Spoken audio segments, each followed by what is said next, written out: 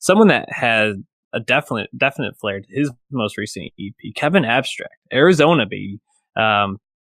Leader of Brockhampton, which, I mean, I guess it's kind of hard to say that there's a leader because there's so many of them and they all do different things, but he's probably the standout, I guess I would say. Frontman, face. Frontman, sure. New and face. So, David, Kevin Abstract, up to this point, what's his solo work look like? Yeah, he has, I forget the name. There's a mixtape he dropped, M something, I forget. He dropped that in like 2014, 2013. It's got a yellow cover. And at that time, he was already, connected with a lot of the people that he would form Brockhampton with. I know Ramil, the main engineer, the producer they have, worked on that first tape with him. But Kevin didn't really blow up at all and really become successful as a tourer until American Boyfriend, his solo album. And, at that time, he became well known for being, openly gay artist in hip hop, which is obviously not common. And also, making this like soulful, singy rap, and again, just being an introspective guy. And then, by around that time, this is like 2016, the rest of the Brockhampton crew started to become well known.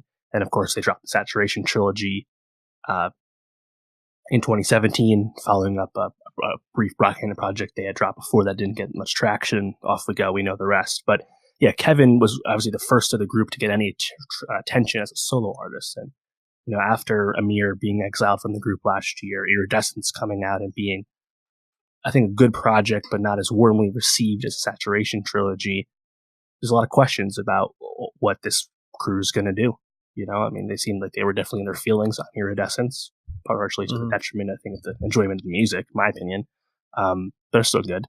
But now this is really our first taste of anything solo for many of them since last September. So, having Kevin be the first one, given his experience as a solo act, I think just kind of makes sense. But again, this was pretty out of the blue, just this 3-track EP coming basically out of nowhere. But it was what really did you think of good. it, though?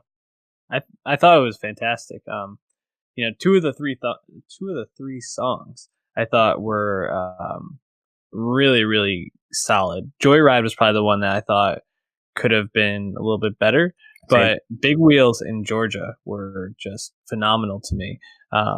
With Big Wheels, obviously he's talking about being a gay artist and kind of how that's influenced his or affected his relationships within his society environment.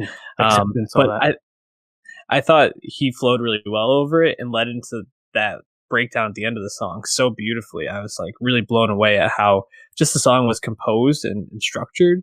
And then Georgia, just that song is a masterpiece in my mind. No doubt that one has to go on the playlist and probably is up there for one of my favorite songs of the year at this point.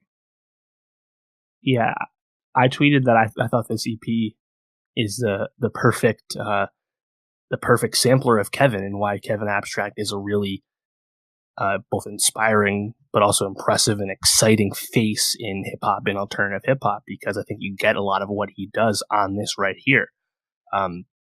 Big Wheels, that's one verse. That's less than 2 minutes, that song. It's clearly just a piece, really. He could have made that into a full song if he wanted to. But I think it still fucking rules the way it is. Again, some hard-ass LGBT bars. You don't get that often. It was awesome. But deeper meaning, but also the shit just bangs, right? And then you mentioned Georgia. Joyride, I think, is just kind of it's similar to Georgia, but it's not quite as good. I've definitely been skipping that when I've been repeating stuff. Listen to other songs quite a lot. But Georgia, very similar to a lot of other songs he made in the Saturation trilogy. The, rapping mix up with singing choruses, distorted vocals. Kevin has done a lot of these kind of choruses before. And maybe this doesn't reinvent the wheel for what Kevin does, but I think if you're a fan of Brockhampton or Kevin, if you like lyrics with some punch, alternative hip hop, I think this is great. Obviously, he's indebted to Andre 3000. It's not a bad thing, in my opinion. I don't mind hearing the influences, No, definitely not. And especially because it's not like he's being a copycat. He's obviously just, I think, very inspired by the way Three Stacks has gone about his work and the way that he crafts his work. So, we were talking or texting yesterday about it, and you mentioned that there might be some more EPs on the way. Yeah, he posted Instagram of 3 dates: the 11th, 18th, and the 26th, 5th, whatever. 3 Thursdays. The first Thursday was this past Thursday, and Arizona Baby drop. So everyone's kind of theorizing that he'll drop some more EPs. Who knows? Be really cool. Because again, this was just 3 songs. I'd like to hear 6 more.